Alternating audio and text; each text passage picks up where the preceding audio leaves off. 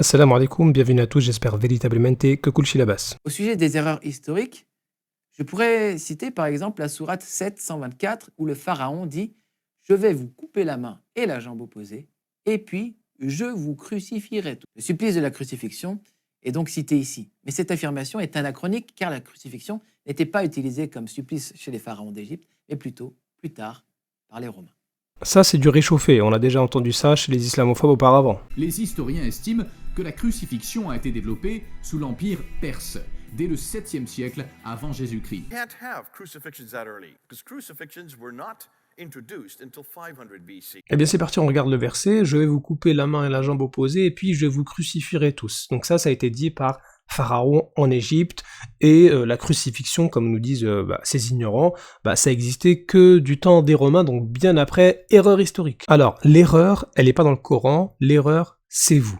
Regardons tout d'abord en arabe, qu'est-ce que ça veut dire ici, la usallibannakum. Eh bien ici, c'est tiré du verbe salaba en arabe. Et qu'est-ce que ça veut dire salaba en arabe? Prenons par exemple le tafsir d'Al-Alousi, il nous dit at-taslib, donc taslib ici est pris de as-solb, c'est le fait de maintenir une chose à du bois ou à autre chose. On l'utilise pour parler d'une personne qui est pendue. C'est-à-dire que, étymologiquement, en arabe, salaba, ça désigne pas forcément une crucifixion. Ça désigne le fait de suspendre quelque chose pour que la chose reste bien droite. Et on a un exemple évident. Prenons le Sahih al-Bukhari, il est indiqué que le prophète, alayhi salatu wassalam, ici en particulier, hina yarfa'u sulbahu. Vous voyez ici, c'est la même chose que salaba, min ar-rak'ati. C'est-à-dire que le prophète, alayhi salatu wassalam, après l'inclinaison lors de la prière, il relevait son sulb, c'est-à-dire son dos.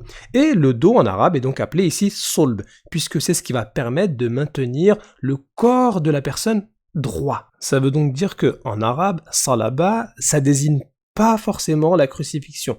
De base, ça désigne le fait de suspendre quelque chose pour qu'elle reste bien droite. À moins de dire que notre dos, c'est une croix. J'y crois pas.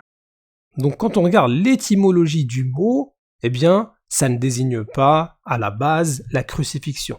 Mais comme ça a été utilisé très souvent dans le contexte du châtiment, le fait de pendre une personne, ça va être salaba. Le fait de crucifier une personne, ça va être aussi salaba. Et encore, il faut parler du type de crucifixion. Je ne vois pas ici où est-ce que c'est indiqué. Crucifixion type romaine, avec le fait de percer les mains, etc. Du coup, il n'y a aucune erreur, puisque salaba, en arabe, ça désigne beaucoup plus large que la crucifixion. Et oui, la vidéo pourrait s'arrêter là. Et maintenant, lorsque le traducteur il met crucifié, c'est crucifié à la manière des Égyptiens, il n'y a pas indiqué crucifié à la manière des Romains. Mais admettons que salaba, ça désigne nécessairement la crucifixion type romaine. Ah tiens, on regarde la Bible en arabe, 2 Samuel 21:6, nous les pendrons. Alors ça, c'est la traduction en français. Mais cette Bible ici en arabe, faite par des chrétiens, ils ont utilisé le verbe salaba. Donc ici, la crucifixion type romaine, selon les ignorants là, du temps de David. Voilà, donc la crucifixion existait du temps de David. Erreur historique, c'est vos frères chrétiens qui ont fait cette traduction. Une autre Bible chrétienne, toujours sur le même passage, encore le verbe salaba qui est utilisé. Dis donc, encore une troisième Bible chrétienne, faite par les Arabes chrétiens, ils ont utilisé salaba du temps de David. On continue, oulala, là ça sent pas très bon parce que c'est nombre 25, donc c'est du temps de Moïse.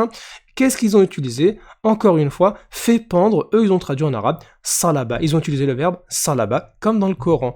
Une autre Bible encore, salaba, comme dans le Coran. Donc il faudrait quand même faire attention là, en disant qu'il y a des erreurs historiques, vous êtes en train d'accuser vos frères chrétiens de mettre des erreurs historiques. Des erreurs historiques dans votre Bible, faut vite passer le message. Maintenant prenons traduction de la Bible Sassi. Eh bien ici, 2 Samuel 21, 6-9, ils ont traduit en français « les mettions en croix » et puis ici, les crucifièrent. Donc là, il a clairement utilisé en français, traduction « crucifièrent ». Eh oui, du temps de David. Et puis là, quand on regarde, là c'est Genèse 40-19. Donc là, c'est clairement au temps de Joseph. Il y a écrit quoi? Croix, croix. Donc encore une fois, on parle en français de crucifixion. Mais comment ça se fait? Là, ça sent vraiment pas bon. Pourquoi? Parce que là, c'est la Bible traduite en latin, donc la Vulgate. Et regardez les termes qui sont utilisés pour la crucifixion de Jésus, donc du temps des Romains, c'est exactement les mêmes mots en latin pour crucifixion du temps de David. Même chose ici, crucifixion romaine du temps de Jésus, c'est les mêmes mots en latin qui sont utilisés pour Pharaon en Égypte du temps de Joseph, donc 1800 ans avant Jésus-Christ. Ça veut donc dire que la Vulgate ici, elle fait des erreurs historiques. Des erreurs historiques. À moins d'admettre que vous êtes des ignorants et que vous ne saviez pas que même le mot en français crucifixion ou en latin ou bien en arabe salaba, c'est un mot qui est plus général que la crucifixion de type romaine, tout simplement. Bon, c'est un petit peu trop pour vous, on va vous aider avec des dictionnaires bibliques faits par justement des chrétiens. La crucifixion existait bien du temps des Égyptiens et le verset qui est cité, c'est Genèse 40, 19, donc du temps de Joseph. Dictionnaire d'Homme Augustin Calmet, il nous dit « Le supplice de la croix, commun chez les Syriens et, je ne sais pas si on lit correctement, les Égyptiens ». Donc en fait, il y a une crucifixion de type égyptienne, crucifixion de type romaine. Ça ne veut pas dire que c'est exactement la même chose. Conclusion, en arabe, salaba, ou en français, la crucifixion, ou même en latin, en toutes les langues que vous voulez, ça désigne pas forcément la crucifixion romaine, c'est quelque chose de plus vaste. Ça, c'est validé par vos savants chrétiens dans vos dictionnaires, par vos traducteurs chrétiens dans votre Bible. Donc en fait, en voulant vous attaquer au Coran, vous ne faites que vous attaquer à vos propres frères. Donc un conseil aux ignorants, ne cherchez plus l'erreur. L'erreur, vous l'avez trouvée, c'est vous. وقل جاء الحق وزهق الباطل إن الباطل كان زهوقا